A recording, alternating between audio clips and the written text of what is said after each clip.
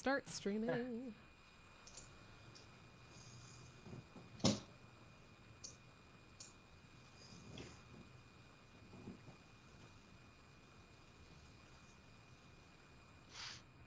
All right. Welcome back, everyone.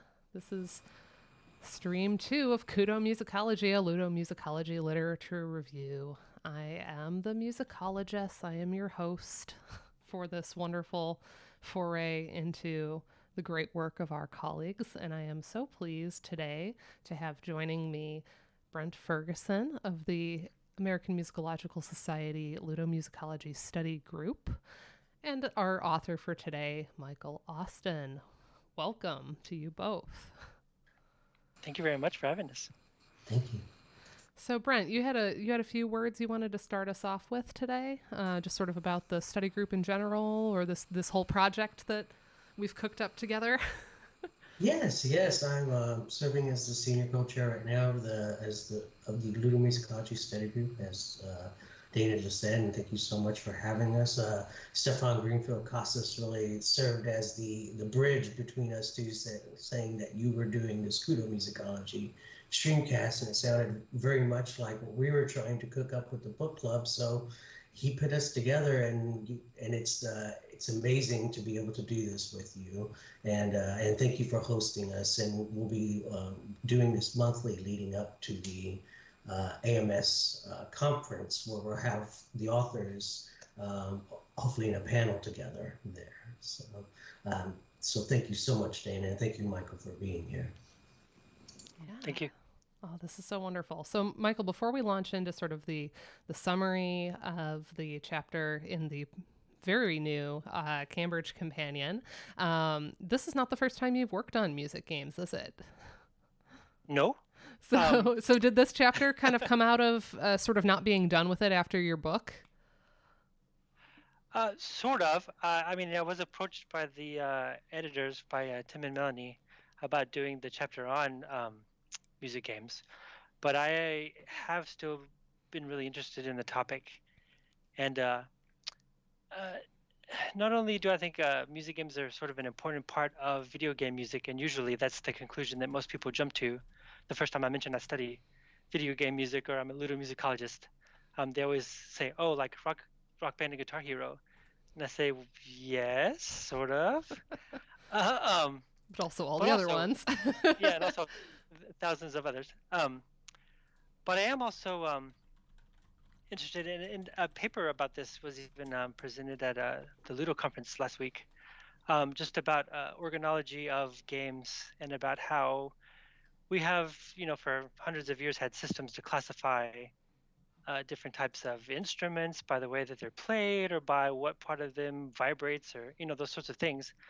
But that we've got these games that we play and we make music with them and we treat them like instruments, but really we don't have a way to wrap our mind around what's happening or how we're using them or what we call them and, all those sorts of things. And so I was excited about the chance to explore some of that some more and in further depth.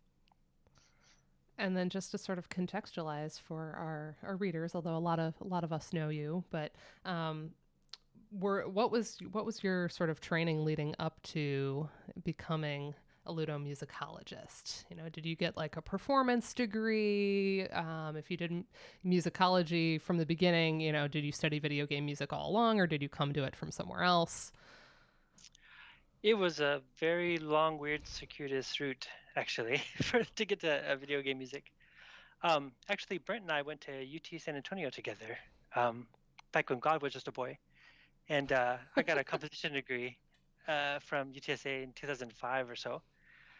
And then I wasn't sure whether I wanted to be a musicologist or a theorist. And for some weird reason, I thought, well, if the flute teacher teaches theory, they must need theorists worse than they need music history professors. Which is really failed logic on my part. But I went to UT Austin, where although the theory classes were essentially musicology classes anyway, and it was sort of the best of both worlds. And so I got really into studying electronic music and EDM, and just sort of contemporary music of all sorts, but especially media and the way that music and media interact. And so then when I was going to take a Wanderjahre and apply to graduate schools at other places, and worked at the registrar's office at UT Dallas. While I was there, I found out they had a really good arts and technology program where most people go there to design video games, but with sort of a more theoretical underpinning than if they had gone just to a trade school or something somewhere. Program. If I did their aesthetic studies, regular arts PhD, that if things worked out right and the stars aligned, I could be the first person in Texas to get this arts and technology PhD. And then I took my comprehensive exams about 2 weeks too early, and then it was approved, but I was over the hump. And so I got the old degree, but studied all the new stuff. And a lot of that was music and interaction and interface design and, a lot of things that sort of supplement the music education that I had for a long time. And kind of was a perfect storm in a lot of ways for studying this kind of stuff. I love that. I love how varied everybody's backgrounds are, and it just goes with whenever I get asked on like a panel about ludomusicology, like, what is your advice for somebody coming into the field? I'm just like, cultivate versatility and, really rely on the fact that you have this really unique mix of experiences with whatever performing and composing and, academic work everybody's done. We're all kind of coming to it with different perspectives, and that's a really neat thing to keep honing skills in a lot of different areas. That and building connections. Like when I met you at Ludo. Oh, no, absolutely. I was about to say, my favorite part is going to conferences and, seeing people at AMS and talk to them about their backgrounds. And it's not like some weird competition where we try to like outdo each other about whose comprehensive exams were harder, because we took them all at the same school at musicology, but we come from a lot of different places and a lot of different backgrounds in it. I think the field is growing a lot quicker than it would if we all had to start from the same place and build from the ground up. Yeah, I often tell people there was one time I was at AMS where I was asking someone what they studied, and I think they must have talked to me first, and I said video game music and stuff, and then I guess in comparison they felt like their stuff wasn't as cool because they were studying like 17th century chamber music or something, and they like apologized for it. They're like, sorry, my stuff is really boring. And I'm like, clearly it isn't, or you wouldn't be studying it. I love when people are just like so enthusiastic about what they do, and it's just infectious. It's like my favorite part of going to conferences and hearing about work even really, really far afield from what I do. I think it's that type of back and forth is so important to what we do. All right, so without too much further ado here, let's jump into a little overview of your chapter, and you can kind of jump in and give any perspective on things as we go here. So it's not meant to be too exhaustive, but just kind of walking us through, especially for folks that maybe didn't have a copy of the book at hand, they can have a sense of what everything's all about. So this week, of course, this is Music Games, which is a chapter in the Cambridge Companion, edited by Melanie Fritsch. Fritsch, right? Frisch? Frisch? Is it Frisch? I wasn't sure if we pronounced the T or not. Because I haven't met Melanie in person, which is too bad. We only talk on Twitter. And Tim Summers. So this is published by Cambridge in 2021. So this is a pretty new volume, a real thick volume. Here, let me show my thick volume to the camera here. You can see a lot of pages. So it's a wonderful collection of newer scholarship. And then I have the first page here for us. All right.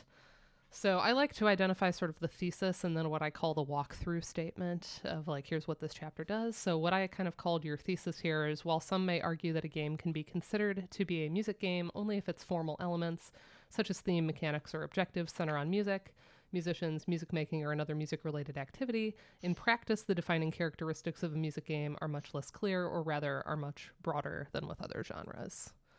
Is that kind of a fair characterization? That sounds great. As a matter of fact, this is sort of a bridge out across whenever we did the anthology on music games, because people were proposing chapters and saying, I'm not sure if this is a music game or not. Would this fit in your book? And so I sort of had to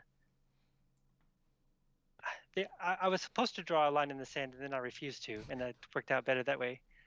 But I think a lot of people said, had in mind it had to be Grudge, Rock Band, and Guitar Hero, and just really strict interpretation of what that means. But thinking about, the Ocarina of Time and the Michael Jackson game that Melanie wrote about, all of those are music games, but just may not be the ones that people talk about regularly. Absolutely. Yeah, so you're basically arguing here like what we consider a music game is so much broader than just having this very literal connection to music, and this gets really fleshed out in the second half of the chapter. Your walkthrough here, you say in this chapter, I outline a number of types of music games. I also discuss the various physical interfaces and controllers that facilitate musical interaction within games, and briefly highlight a number of cultural issues related to music video games. As a conclusion, I will suggest a model for categorizing music games based on the kind of musical engagement they provide, which is just a lovely walkthrough of the whole chapter right there. If you get nothing else, you're like, okay, cool, this is where we're going. Awesome. So I know some folks don't like this kind of, in this chapter, I do this statements. I think that they're useful. And different editors have sort of different thoughts on whether they want you to have one, or how explicit they want you to be about saying, in this chapter, I do this, versus just sort of walking through in a more roundabout way. Sure. Yeah, no, and I usually include them, and for a long time I didn't. But then when people read what I write and jump to a much different conclusion than what I hoped they had, I feel like when I put one in, even if I take it out later, at least I know where I'm supposed to end up. Oh, yeah, I love that. It organizes it for you, too. Yeah. So first, we do start with sort of a taxonomy, just a really useful rundown of different types of sort of subgenres of music games that we might think of when we go to a music game. Before looking at how any game can kind of have elements of musicality. And what's nice here is we have a lot of examples given. So I've only pulled one or two from each. But we start with rhythm games and rhythm action games, which can be broken down further into whether they use some kind of peripheral controller. So, Guitar Hero and Rock Band, you might have the guitar-shaped controller that plugs into the system, versus a non-peripheral where maybe you are using a regular controller and then your inputs are timed or otherwise meant to cause something to happen on the screen. So we have Guitar Hero, Rock Band as kind of our classic examples, but also a lot of karaoke games use the microphones, things like that, versus something like Parappa the Rappa from 1996. And this is just such a classic. So I wanted to just pull up briefly. This is level 2 with Musicology teaching us how to drive in addition to the rap element. Oh, come on. Okay, there we go.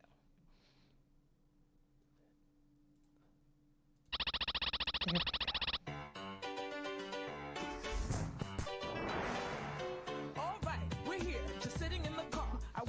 Show me if you can get far. So you'll see at the top we have the inputs that we're being asked to replicate in time. Bump, bump, bump. Brakes. Now step on the gas. Step on the gas. When I say boom, boom, boom, you say bam, bam, bam. No pause in between. Come on, let's jam. Step on the gas. Step on the gas. Step on the brakes. Step on the brakes.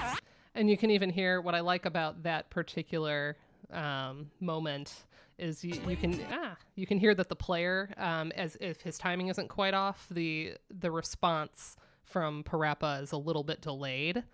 So if you perform perfectly, it sounds right in time, but otherwise it's a little bit off the beat.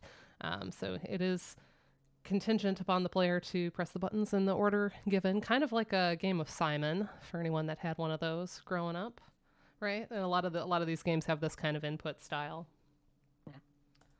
Also, I had to pick that one because I just loved that kind of like detuned piano riff.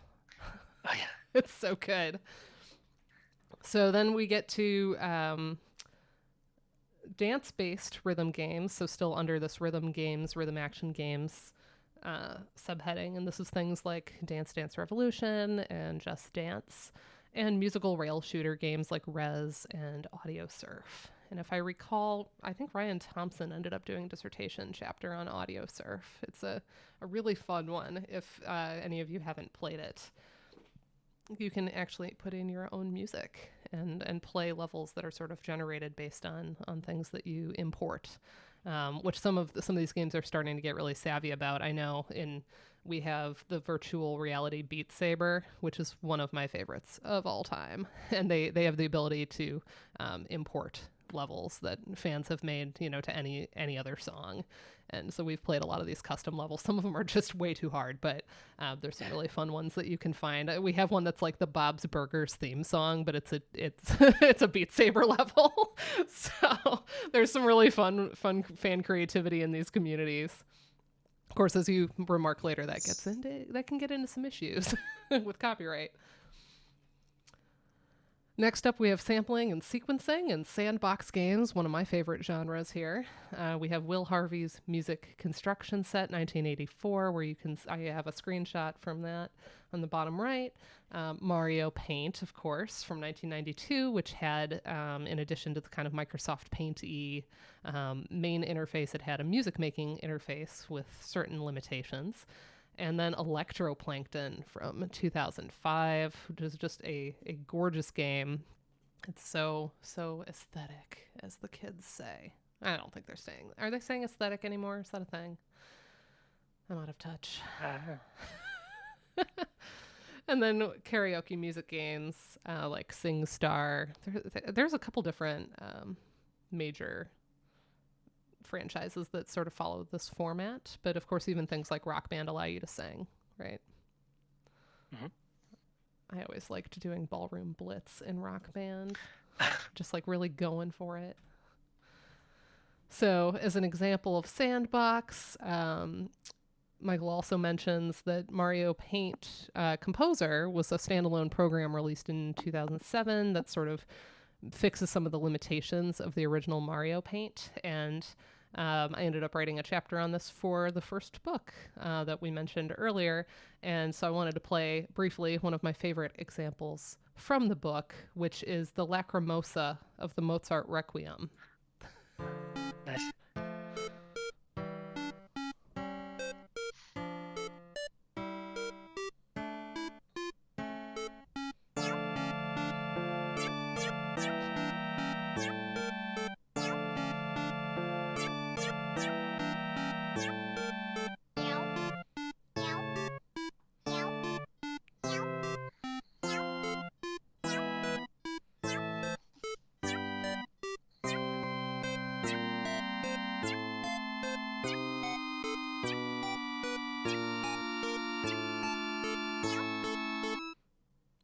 Also nice because it's just a real short, it's a short example. And so it's a lot of fun. And, because I was reminded of Mario Paint and just how fun everything is, I wanted to briefly jump over to, I re-downloaded the program. And so I wanted to just pull it up, if I can make sure I have the right one here. There we go. Excellent. And then we'll put that. Haha. Let's move that over. So. And then in Discord, I have to kind of reshare. Oh, the nostalgia. I know, it brings me so much joy. All right, so there it is in Discord. I took the liberty of yesterday encoding a song. Everyone's favorite Claudine de Sermacy song, Tonka Vivre. So here's a little bit of that that I spent maybe 15 minutes putting together for you all. So here's a premiere of a new Mario Paint Composer work.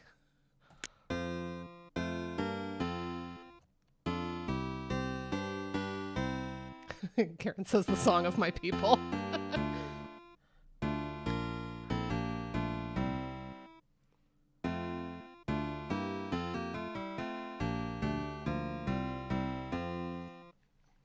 Good times, right? And then for anyone who knows original Mario Paint, you can do sharps and flats. This one, you just have to You have to hit like Alt click to get the flat. Is it Control click for the sharp? Shift click for the sharp. And then you can right click to erase things, and you can also use the arranger tool to, if you had a really long piece, you can put a bunch of individual song sections together and make a longer song. It stitches them together for you. Of course, the tempo, you can go way beyond what is normally possible because you can just enter something into the tempo box. So you can have tempos in the thousands, 5,000, stuff like that. And at those speeds, it allows you to kind of manipulate to make it sound as though you have more than the 5 sounding pitches per line that you are limited to. So because you can put things on kind of adjacent lines and it's so fast, they'll just sound together. So neat stuff. So thank you. I know what I'm downloading after this. Yeah, you can still find it quite easily, which is wonderful. All right. Back to our lovely PowerPoint. Okay. And make sure I'm sharing the right thing back in Discord. There we go. How do I indicate ficta? I don't have that problem. I don't have the ficta problem on Mario Paint Composer. Jump ahead. All right, so continuing our quick cruise through all the subgenres here, we also have mnemonic music games and music puzzle games. So this includes things like Legend of Zelda Ocarina of Time, where the ocarina is such an important part. You have to remember a lot of the songs and be able to play them back when you want to do certain things. And sometimes there's puzzles where you might see like a crest of the royal family and then go, oh, I have to play Zelda's Lullaby here. So you're sort of figuring out how to progress in the game, and it relies on your musical memory to do that. And musician video games is another category that a lot of people think of when we think of music video games. So, of course, Journey released a video game in 1983. Not that Journey, not the modern Journey video game that we all love. This is Journey the Band released a video game in 1983. It was an arcade cabinet, right, Michael? Or was it for the Atari? I cannot remember. I'm so sorry. It's all right. I probably read it in the chapter, and I feel like it was an arcade cabinet because I think I tried to download it to do a playthrough. I think you're right. But I didn't have a good MAME emulator installed, so I could only do so much. All right. And musician video games, I honestly, I just wanted an excuse to play a little bit of Michael Jackson's Moonwalker, because if any of you aren't familiar with this game, it's really intriguing. So we have Michael Jackson himself as our protagonist. And in the first level, at least, Smooth Criminal is playing an encoded version of his Smooth Criminal, which sounds really great in chiptune. Actually, all his music sounds really good in this game. And you are rescuing small children from like a gang, like a mafia. Yes. At least in the first level. There's other levels where you're, fighting zombies and stuff for thriller. But yeah, in the first level, you are rescuing children. They pop out of little closets and go, Michael! And you fight the bad guys with dance moves. So this is a must-see.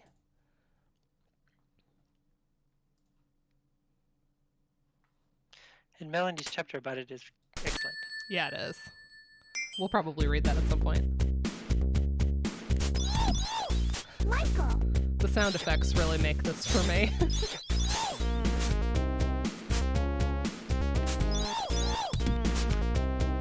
think there's a research paper in the sound effects hall of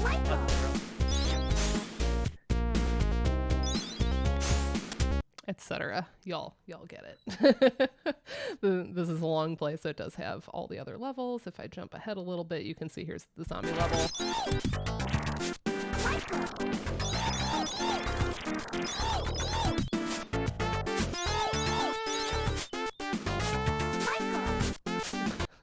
Classic.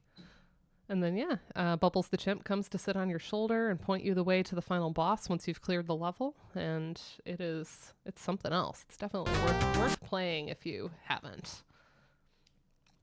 we get to things like music industry games, which are kind of positioning you in other roles. Instead of being the kind of rock star that you are in Rock Band, you might be managing budgets, which doesn't sound very fun. But I guess, we had the lemonade stand game that a lot of us played in elementary school classrooms to learn about budgeting and things like that. We have Make My Video from 1992. So there are games that exist where you're kind of in these other behind the scenes roles in the industry, managing marketing and things like that.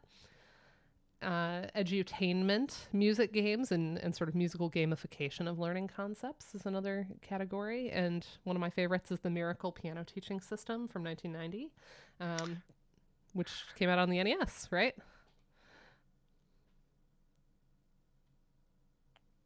I'm sorry? Oh, I was just saying the Miracle Piano Teaching System. It's a wonderful, wonderful tool. Oh, yes. Yeah, go ahead. Were you going to say something about it? Well, no, I think someone was talking to me just a few weeks ago that it's still a thing, and maybe not in that particular form, but they've sort of branched out and they have it for sixth graders who are starting band, play the trumpet, all those sorts of things, that it's really hasn't lost its appeal, and a lot of people still find some pedagogical value in it, which is pretty interesting considering how old-timey and antiquated it seems to us now. Yeah. As long as you have the MIDI keyboard to plug in and have it recognize, it does work. It still works pretty well from what I can see.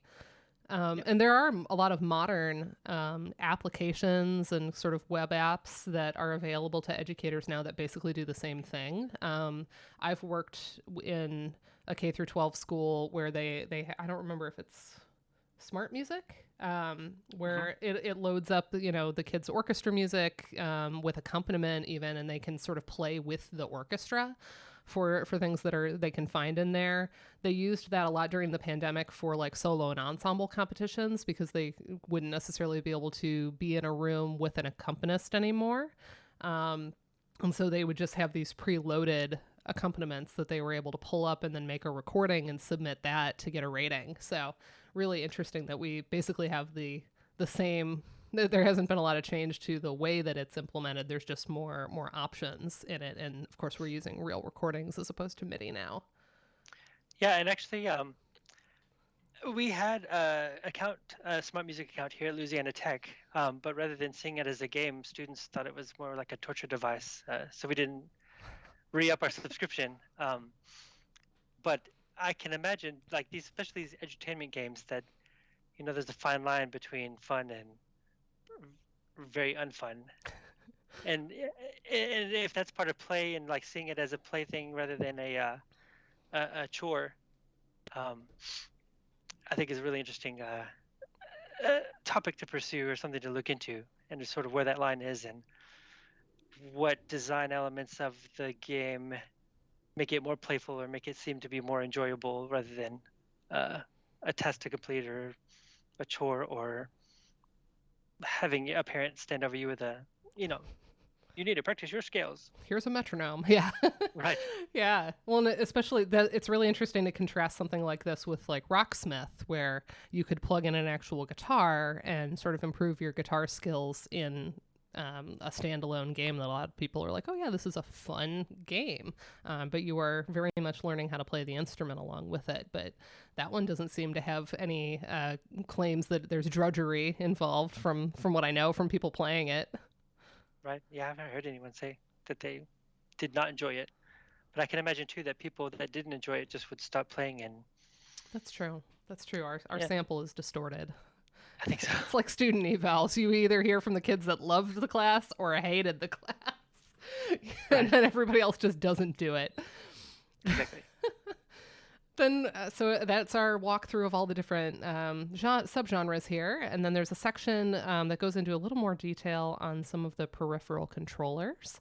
And sort of the games associated with them. So we don't have to spend a lot of time on this, but just, we have guitar-shaped controllers. We have drums and other percussion, including there was the samba game that had maraca controllers, which is pretty cool. Of course, we have Taiko no Tatsujin from 2004, which had taiko drums, turntables in DJ Hero, microphones in karaoke games like SingStar, which I guess are kind of not very interchangeable. You made a comment on that. Like, in particular, the microphones seem very proprietary, and you can't just like swap it in and use the microphone for a different game. Right. Yeah. Mats, pads, and platforms. So a lot of us think immediately of like Dance Dance Revolution, and the arcade versions in particular, where it is like a metal, very solid, bolted to the floor, you know, and there's a stabilizer bar. But you pointed out that there were games even on the Nintendo Entertainment System using the pad that I most associate with the Trackmate game.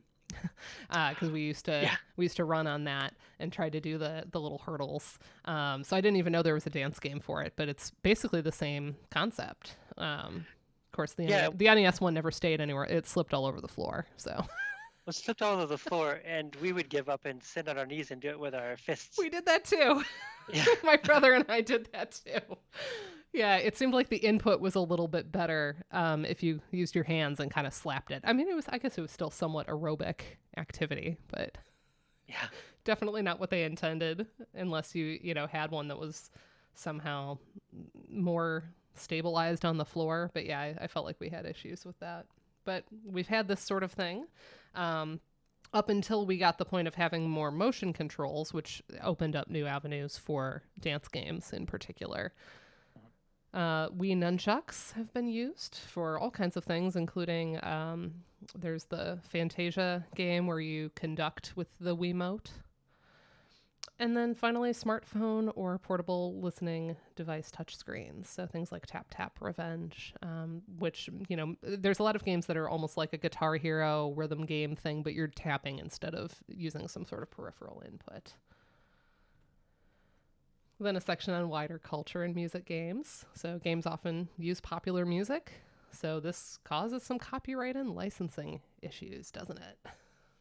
Yes. So one would think when these games are getting made, generally, the developers are probably securing licensing and permissions to use the music in the first place. The description of some of the issues you've described is more like the fan communities start uploading stuff or maybe importing, doing mods where they're bringing in music that wasn't in the original game and then uploading that video, things like that. So is it just sort of that the license isn't broad enough to cover it, or? Possibly, because sometimes you can get licensed. Like, I'm just gonna use this song in a film a student thing that I'm doing, and I think sometimes that it gets unwieldy and that people just don't cross all their T's and dot all of their I's. I'm working. Well, it's submitted and waiting to see how everything shakes out. But for the Oxford version of this book, I wrote the sexuality chapter, and that in the early days, people would put like really popular music into film pornographic films in the 70s, and then even in like some of these early games, knowing full well that nobody who has a connection to the game is going to go back and check, or they'd be too embarrassed to say something for fear that they would be caught having seen it. Oh, wow. Does that make sense? So sometimes people just play fast and loose with the law and just try it out and see if they get caught. In the early days, especially. But now I think they know that they'll get sued within an inch of their life by Nintendo if you whisper music of theirs, or something like that. So people are a lot more careful than they used to be. Right. Yeah. So, when it comes to licensing, just because something was granted a license to be used in the game, like that's a very specific agreement, and it doesn't cover sort of all kind of like rebroadcasts, I guess we could say, if you're like putting up your gameplay on YouTube. That's been a really interesting area for folks that work on music and copyright. When it comes to Twitch, seems to be very particular about it's fine if you're using the video game. And most of the companies are okay with it because it kind of drives traffic to play those games if you have a big audience. But you can't just like play any pop song. You can't just be listening to like the radio on your Twitch channel, because then they're not listening to, you know, other radio, or they're not doing their own streaming and getting revenue to those artists, and counts as sort of like you are broadcasting in a way that removes revenue from the rights holders. So it's a whole area that's been really interesting with these types of platforms like Twitch. Yeah. Well, and I will say too that really savvy musicians who adapt these games to use them as sort of like a promotional vehicle of their own, either as like an album or, you know, something like that. Like in the paper I gave at Ludo about RuPaul's Drag Race themed games, which was so you know, fun. that all of the background music is RuPaul's music already. Mm-hmm. It's point of contention with everyone's lawyers and that sort of thing. It's all just a synergistic cross-promotional situation. Mm-hmm. So beyond potentially, you know, bad copyright and licensing issues, we do have some synergy and some opportunities for artists. We've also had, just as game culture in general has gotten bigger and bigger, we of course see these games referenced in popular culture. So Big Bang Theory, one of my favorite South Park moments where Cartman is singing Poker Face. Right. Games themselves, though, these music games are sometimes attacked for sort of not teaching players how to play the real instruments. You know, oh, you're expert level at Guitar Hero, but like put a real guitar in your hand, you won't know what to do.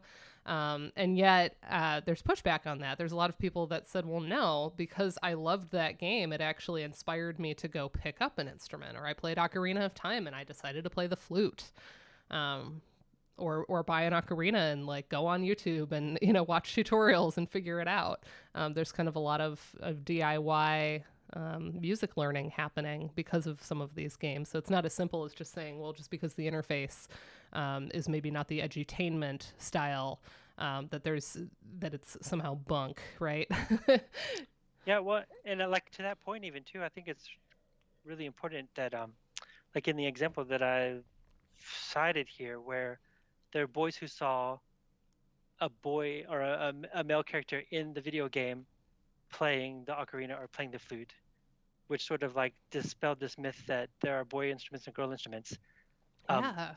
You know, and then inspired them to take up the flute. It's like, well, if Link's cool enough to do it, so am I. And I'm just, you know, and that is subversive in a strange way that I don't think anyone expected, but that, you know, helped us get over some of our weird Victorian hangups about playing instruments between your legs or dainty things if you're a man or whatever. So absolutely. And to further, you know, go down that path, you mentioned Kerry Miller's work on dance games and rhythm games, and then, you know, also say yourself that the bodily performance and some of the gender expression involved in performing some of these songs can be a way of denaturalizing gender binaries, which is really neat because it's sort of like a safe way to maybe perform as a different gender expression. Which can get a little dicey. You know, this could turn into digital blackface or some other. You know, it gets messy. That like, yeah, it's cool. If you know, I used to when I played Mario 2, I would pick Princess Peach because her dress helped you fly further. Yeah, and she is by far the best character to choose. I agree. But I wasn't like performing a gender per se. In a lot of the same ways that if you know, play like Grand Theft Auto and you're like trespassing in this hip hop world and you want to like wild out and do strange and wild things that you wouldn't ordinarily do, or insert yourself into situations where middle class white people may not find themselves, especially if it's not part of the game or part of the mechanic or part of the task you're trying to complete. That the ethics and the it could get really messy really quickly if people aren't really thoughtful about the actions they take and how they embody their avatar within the game. Yeah. So there's many more publications that you and I think others are considering here. Yep. So then to sort of wrap up our chapter, we have this really useful way of categorizing things at the end. So instead of just saying, okay, here's a big list of all of the different types of games, it's useful to have a taxonomy, but here we have a way of sort of categorizing musicality in games writ large in a way that extends beyond games that we might think of as, music games, capital M, capital G. So you write here on 152, one useful way to describe music games is by asking whether and to what extent the player's musical engagement through the game is procedural, interacting with musical materials and procedures, and or conceptual, explicitly themed around music-making contexts. These two aspects form a pair of axes which allow us to describe the musical experiences of games. It also allows us to recognize musical interactive qualities of games that do not announce themselves as explicitly music games. This was the moment in the chapter I was like, okay, cool. Like sitting down, like getting ready to dig in because you do a beautiful job fleshing this out. So the procedural, and we're careful here to say this is not procedural generation of visual and oral elements. This is procedural in the sense of being about rules, mechanics, and objectives of a game that facilitate particular means of interaction. So we can have something that's sort of strictly procedural, which would be like rhythm and pitch matching that we find in Guitar Hero, Rock Band, SingStar, where it's about the accuracy and synchronizing your actions to the music. But then we have things that are more loosely procedural, that are a little more exploratory, like Mario Paint Composer. There's not a right answer, but you are engaging through the rules, mechanics, and objectives with musical materials exactly. Whereas conceptual, we can have highly conceptual musical games where the theme, genre, narrative, setting are related to music-making contexts. And so you can also have things that are conceptual but not very procedural, like artist games. Like the Michael Jackson's Moonwalker is pretty much just a platformer, right? Action, game, but you end up having the context of it being Michael Jackson to make it a music game. You can also have procedural games that are not very conceptual. And your example here was L.A. Noire from 2011, where attending to the music can really help you succeed in the game. This is true of so many games too, but it's also not explicitly themed around the music. It's just the ways that the soundscape is sort of giving you ideas about where to go. And then you further break down conceptual music content into metonymy. This is where if you, for example, say the White House, but you're referring to the executive branch or the U.S. presidency. So you describe a metonymic music game as often considered musical because a prominent element of the game represents music writ large to the player or the general public, even if the procedural logic or mechanics of the game are not necessarily musical or only include a small bit of musical interactivity. So Ocarina of Time is a good example. Quite a bit of that game is not about using the ocarina, but it becomes the whole game is kind of about the ocarina to a lot of players, and that element, even though you might not use it for all that much of your playtime if you mapped it out, it just sort of takes over the whole experience for people. And then you also have epithet. Epithetic music games. So an epithet is a rhetorical device in which an adjective or adjectival phrase is used as a byname or a nickname of sorts to characterize the person, place, or thing being described. So this is like if you call Shakespeare the Bard and you use that in place of the word Shakespeare. So in this case, music games that are epithetic are music games that scholars, fans, players are going to classify as a music game just because it's sort of associated with musical context through the setting or the characters. And you had some examples from the hip-hop world here. 50 Cent, Bulletproof, Def Jam, Vendetta, and Wu-Tang Shaolin Style. So these are not games where you are having to match pitch or, perform rap or anything, but the characters are popular hip-hop stars. And we probably throw that Michael Jackson game in there in the same. Yeah, totally. Category. And then finally, I had to put this image in there. This is your procedural and conceptual axes in action. So if you think of it as an X and Y axis, you can actually sort of plot games in terms of how they use musical ideas. So even games that we might not think of as explicitly music games, Call of Duty here is in kind of the bottom corner. But you can see this in action, where L.A. Noire gets plotted as more procedurally, but less conceptually. Rockstar Ate My Hamster is more conceptually, but less procedurally, etc. And then something like Rocksmith being so far out on both axes really indicates that this is probably more likely to be called a music game by most people. But what's nice about this framework that you've presented is it allows us to look at interaction in any video game in terms of how the music is deployed. Well, and I need to thank Tim and Melanie for this suggestion, because I think I circled the drain around this and tried to say it in words a lot of different ways, but they just said draw a picture and it should look like this, and it even helped me like make sense of what it was I was trying to say. So Man, good editors are the best. yes. All right, that concludes our walkthrough. So we have some time to maybe go through some questions, and I thought we would start. Feel free to drop them in the chat here. And then in the meantime, we've got a couple that we sort of thought up in advance, the Ludo Musicology group put together. Yeah. So we already asked, do you want to maybe ask some of these, Brent? Sure. You actually, I mean, we came up with a few questions. You actually answered a few of them right off the bat with some of the opening remarks. I think this is a really important question. Though this comes from TJ. Is that Ludomusicology is at a key point in which the field can either recreate academic structures or attempt to eschew them. You cite a wide variety of games, both within the growing canon, like Ocarina of Time, and outside, like Rockstar Ate My Hamster. Did you and do you consciously choose your examples to destabilize the burgeoning canon? And do you feel that complicating the canon is important for categorization work in this field? Yes, no, all the above. That's a really good question, and part of the selection process and finding games to discuss or to talk about comes embarrassingly from the fact that I don't have a lot of time to play games anymore. And so that if I notice a particular thing about a game or a particular feature or something musical or the way music works in a game, I don't really have a canon to go back to, unless it was from NES or Super NES from about like 1987 to 1993.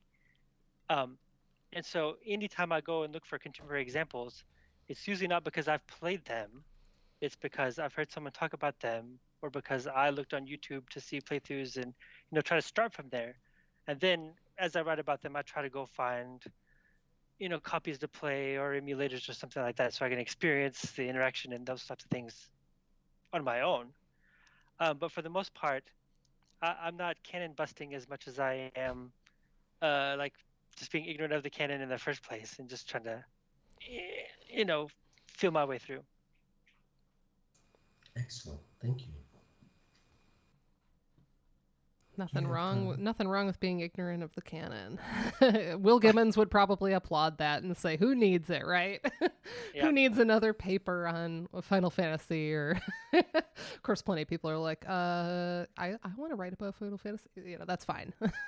Well, but like I do think like there's a need for both. Yeah, and that I think so too. It's hard for people to wrap their mind around something if there's not like a common touchstone that everybody can go back to. Just like we do like Bach and Mozart a lot of times in our music classes. But then on the other hand, it is nice to see, that there have been so many games in the last 50 something years that we've got a really broad wealth of musical sources and things that we can draw from to talk about now. Yeah, and I think there's something to be said for us as academics writing about games that are really meaningful to us personally. So yeah, if that happens to be something that was a huge hit and a big cultural touchstone, then that doesn't mean that, just because it's sort of a tired cliche to bring up a game that we don't have anything fresh to say about it. We've certainly seen how many Beethoven books continue to come out each year. People find fresh things to say about Beethoven. And I know for me, Beethoven scholarship was really revitalized with like disability studies entering the field and saying, let's go back and look at Beethoven through this lens. You know, we're gonna look at this through a different lens of identity, and just how useful that has been in sort of conceptualizing how I might approach Beethoven or teach Beethoven. So there's nothing wrong with the canon in that sense. But I'm sort of with Will that like it's great to sort of use any, not that we have like such wild power or we're like big superstars, but if we can highlight games that are by kind of lesser known creative teams, that can be really useful.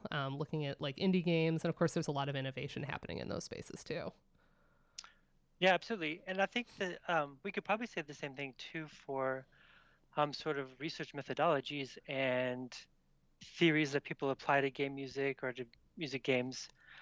It's something that I noticed on the Ludomusicology conference circuit, that, you know, there seems to be maybe one about immersion or flow or, you know, those sorts of things that show up on every conference. But it's not because, you know, we haven't said everything there is to say about it. And it is a topic that's really interesting to people. And that, I mean, who's to say that we don't need Robert Hatton-esque paper about topic theories in this particular game, and sort of just like borrow from our classical music background and then like plug music games into that.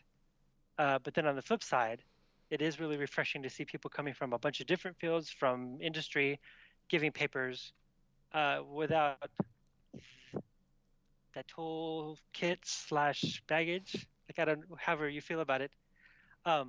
You know, coming from like really fresh perspectives too, and, you know, introducing us all to new ways to look at things from a wildly different perspective or point of view. Yeah, there's space. There's space for things. Yeah. Do you have any other ones, Brent? I'm not in chat. We're just kind of I could ask responding. this first one. This probably would have been a better first question to ask you. We can maybe just go over it. I sort of like stepped and mentioned the earlier book and everything, but yeah, how has this chapter evolved from your previous introduction from the music video game book in 2016, and where is it now? Has it changed? I know this publishing process, you know, takes time. So has these thoughts even evolved now? When the edited collection came out, which back in 2016 or so, a lot of that was just sort of laying the groundwork for getting more specific and particular about different types of games. I was interested in sort of this organology of games or classifying genres, which at the time was also popular in popular music studies, and people were talking about, what is genre? Does it matter? Does it have to be a genre? Can it be 9 genres? Or, you know, asking those kind of questions, which I think we were also asking ourselves about video games, even out of economic self-preservation, so that people, you know, out of fear that they would accidentally make a music game and it would be sort of tossed away, or it would go along with the music games that nobody played anymore, like Guitar Hero. But then lately, in, you know, not long after that, there was a resurgence in that the people were becoming more interested or reinterested in some of these games. And so I thought it was, you know, it continues to be an important thing to sort of wrap our mind around and to understand, both from the player perspective, as to like, I feel like I'm making music, you know, and I see something this like with non-majors when I teach music appreciation, like people, not that it's like a universal language or there's like is innate need to make music or, you know, anything weird like that, but I do think that lots of people are drawn to music making, even if they're not good at it. And that music games appeal to people in a similar way, that, you know, I don't feel like I'm particularly music and I can't sing my way out of a white paper sack, but I'm really good at this level of rock band. And so it gives people a sense of accomplishment. It lets them feel like they're participating, they're having fun with people, they're getting some of the emotional and psychosocial support that we get from being in ensembles as musicians without having to go through the sit alone by yourself in the practice room part. And so I see a lot of value in music games, and I feel like there's still a lot to talk about and a lot to study. And I thought having at least a common language and a common set of categories to start from, even if somebody comes along and disagrees with me and says, "There's no way that's a metonym. That's synecdoche. What are you talking about?" It's fine with me because at least now we've got somewhere to start from. Yeah, you've opened up this discourse. I love, anytime a chapter presents a framework like this, a way of sort of categorizing things or looking at things. It doesn't mean that we can't refine those categories as we go. I do think there's a way to do it respectfully. Obviously you wouldn't want somebody being like, Michael's an idiot and I'm going to prove it in my paper. Like that would be horrifying if that happened at a conference. I think there's ways to sort of say, I've been thinking through this framework and like, I have some ideas of expanding it or, maybe a different idea of how we might analyze the same thing. I think there's ways to do that for sure. But the whole point of putting our work out here is like, it's vulnerable, right? Because on the one hand, it's fixed. It exists in print. There it is. But it's also meant to be this like idea of process and discourse and, opening doors to further work. So it's like kind of in flux even as we finally send it out into the world in a fixed form. And that can be hard when you go back and you see things that maybe you want to change or whatever. But would you say that you're pretty happy with the state of this right now and, that it'll be kind of the catalyst to the next thing? I am. And probably the best advice that I was ever given about being an academic is sort of not wrapping my identity around it. Yeah. And in much the same way, like I don't sort of like define my career or my intellectual life around sort of the work that I produce, because I'm not married to it, and as it changes and evolves, or people agree or disagree with me in the future, that's great. That's fine by me. What a beautiful attitude. Honestly, we can all we should all have that sort of approach to our work, and I think it's very easy for academia to get tied up in ego and sort of how well does this work hold up over time. I think it's exciting, the idea that things can change and that even looking at my little Tetris article last week, I'm like, oh, look how far, like, I feel like I've grown in how I do transcriptions and like, here's the things I would do differently now. And like, I don't see that as like an embarrassment of like, okay, I wrote that as a student. It's more like, this is exciting. It's signs of growth and connection and deeper engagement with the field. Yeah, and they'll still have to cite me to tell me I'm wrong, so. There you go. Yeah. That honestly, there you go. That's a great takeaway. Like that's still going to show up in the metrics, right? Yeah. I love that. Thank you. Yeah, you answered another question that Christian Martinez Vega had. I didn't get to ask that one, but they kind of got into the classification bit. So thank you for kind of getting into that and why you classify these games. So. Sure. I love that. Well, we're at 2:59, and I know Michael has a commitment right at 3, so we won't hold you any longer. But do you have a way that if folks have further questions, you'd like them to reach you, Twitter DM or an email? What's the best way if folks want to talk more about this chapter? The best way to reach me is email. Okay. And I'll for sure see that. But if you catch me on Twitter or Facebook or probably not Instagram because I'm not there yet. I'll get there just as it's not popular anymore. But and what's a good email for you? Michael, Michael at mlaustin.com. There you go. Wonderful. Thank you so much for joining us today. It was such a pleasure to have you. And I'm excited Michael and I are going to be working together with Karen Cook, who's in the chat, on a book on gender, sexuality, and video game music. We got a contract, so we're going to be kind of nailing down our authors to get a schedule worked out here imminently. So some really exciting work coming forward. I'm just so excited that our chance meeting at Ludo has led to such a vibrant working relationship. So thank you so much for your time and your beautiful chapter. And We will see you all next week, where we have Dr. Karen Cook as our guest. We'll be talking about medievalism, so look forward to that. Excellent. Thank you all very much for having me. Thank you, Michael. Thanks. Have a good one.